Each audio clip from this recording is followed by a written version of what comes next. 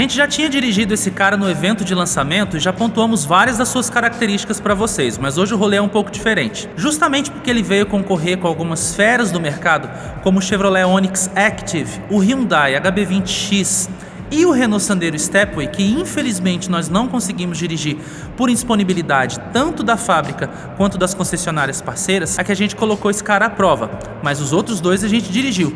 E a gente hoje consegue dizer para vocês no que aquele cara ali, o Jack T40, é melhor ou pior do que a concorrência. Bem, a gente está com a versão Active automática, mas para efeito de comparação a gente vai considerar a versão mecânica, que é a que tem preço mais próximo e óbvio é que vai ter desempenho mais compatível com o T40, que ainda não tem versão automática e é mais barata também, inclusive.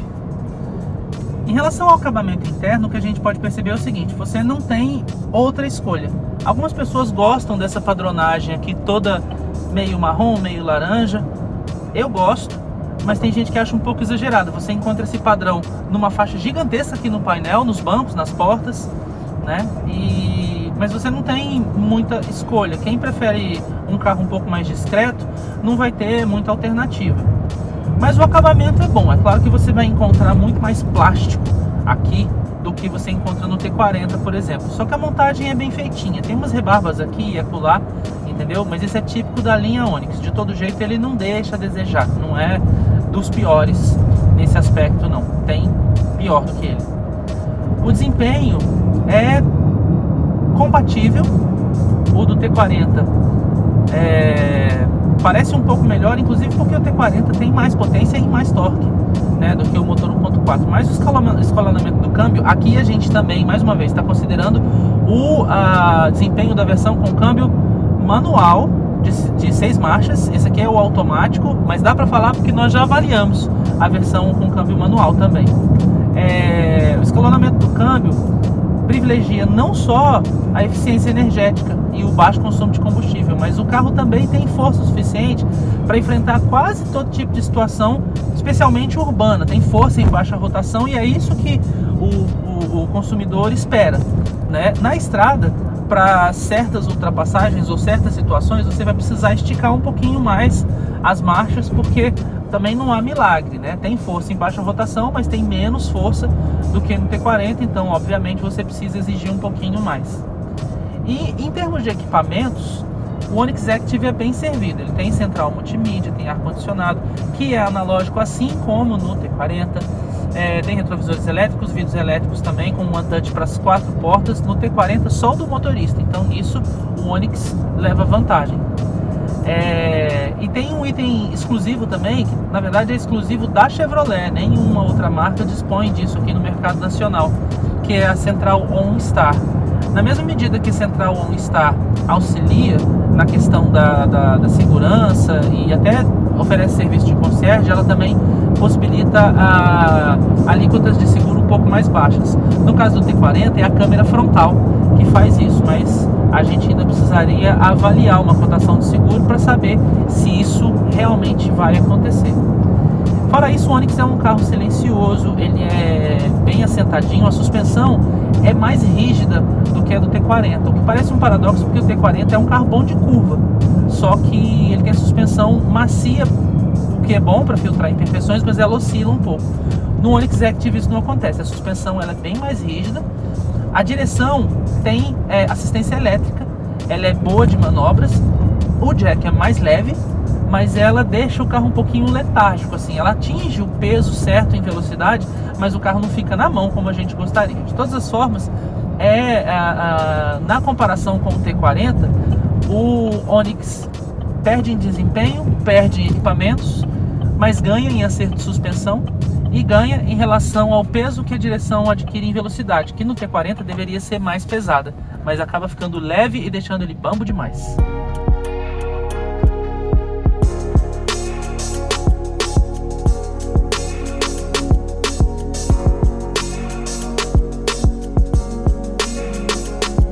Mais uma vez, a gente não tinha à disposição a versão manual do HB20X, mesmo porque é uma das versões menos pedidas de todas. É muito comum que compradores hoje de aventureiros urbanos prefiram quase sempre as versões com câmbio automático, então são essas as versões que acabam disponíveis sempre. Mas a nossa base vai ser, mais uma vez, para efeito de comparação com o T40, a versão Style manual, que é a primeira do lineup do HB20X, a mais barata de todas, né? O HB20X, ele é um cara que tipo tem um nível de acabamento superior, e isso é fato, né? Não é porque tem plástico aqui no painel e tudo, porque no T40 você encontra inclusive aquela faixa de couro, você encontra um layout até um pouco mais interessante, porque o do HB20X pode estar até um pouquinho cansado já, mas o acabamento dele sempre foi referência e continua sendo. A qualidade de montagem é incrível, primorosa, você não vê rebarba nem encaixe ruim em lugar nenhum. Mesmo nessa versão você tem inclusive o volante revestido em couro, apesar dos bancos serem revestidos em tecido, né? E tudo é muito agradável na cabine. Você tem tipo os instrumentos são de muito fácil visualização, né? Melhor do que no T40. E outra coisa que o HB20X supera o T40 é no desempenho. Mesmo que o motor do T40 tenha praticamente a mesma potência, porque o HB20X tem um motor 1.6 de 128 cavalos e o T40 1.5 de 127 cavalos, aqui você tem mais torque disponível, e o câmbio manual do HB20X agora tem 6 marchas, então você tem mais uma forma de explorar o torque e a força do motor de maneira mais ampla, né? Mas é claro que pelo preço o T40 ganha de lavada em termos de equipamentos, porque para você ter o HB20X equipado como o T40 pelo menos, você precisa investir muito mais dinheiro, ultrapassar os R$70 mil e pegar a versão automática, e aí você literalmente está com outro carro, não tem como você querer comparar, porque é literalmente outro carro. Mas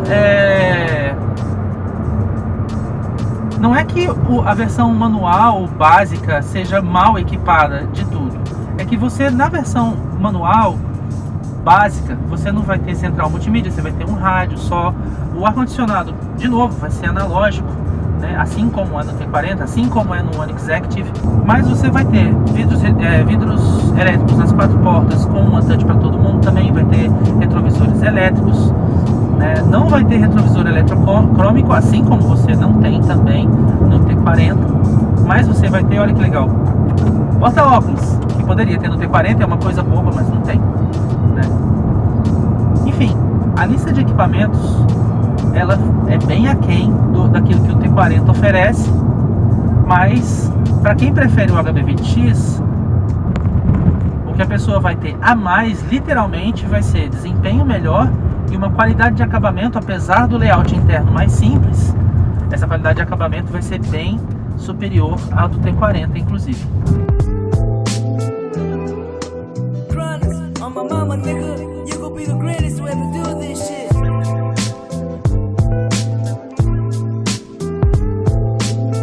Preciso pontuar que, apesar da gente ter tido vontade de inserir o Sandero Stepway, o Renault Sandero Stepway nesse dossiê, ele não esteve disponível, nem via frota de imprensa da Renault, nem via parceria com as concessionárias daqui de Campinas, como foi o caso do Onix e do HB20X, né, que também não estavam disponíveis, mas a gente conseguiu os carros para poder dirigir e avaliar aqui em Campinas, junto às concessionárias que são parceiras do site. Mas a gente já tinha dirigido o carro e a gente sabe das características dele, então a gente consegue pontuar.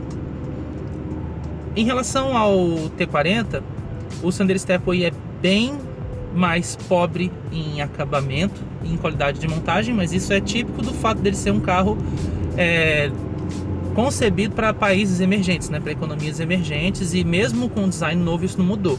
Ele melhorou, mas não está 100% ainda.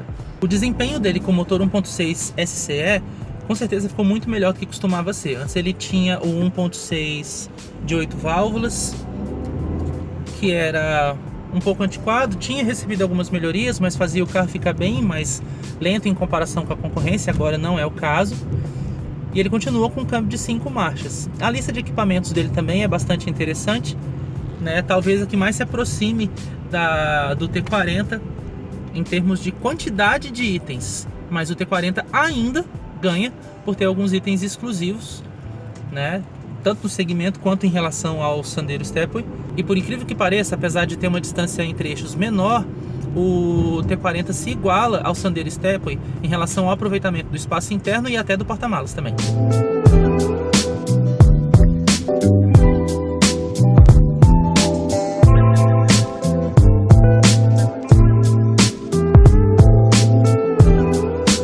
A nossa conclusão a respeito do T40 é que ele acaba sendo um produto melhor do que os outros. Mas por quê? Só porque ele é mais recheado em termos de equipamentos de série? Não, não é por isso. É claro que a gente não pode fazer vista grossa ao fato de ter uma assistência técnica limitada a poucas concessionárias, entendeu? Poucos pontos de assistência técnica. Mas isso não o deixa como um produto pior, pelo contrário.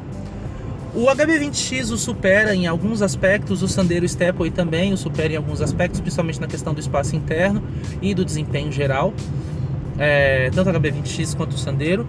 O Onix não supera o T40 em quase nada, talvez só em relação ao fato de ser um produto mais bem visto pelo mercado, né, por ser mais vendável, ter mais liquidez, menor desvalorização.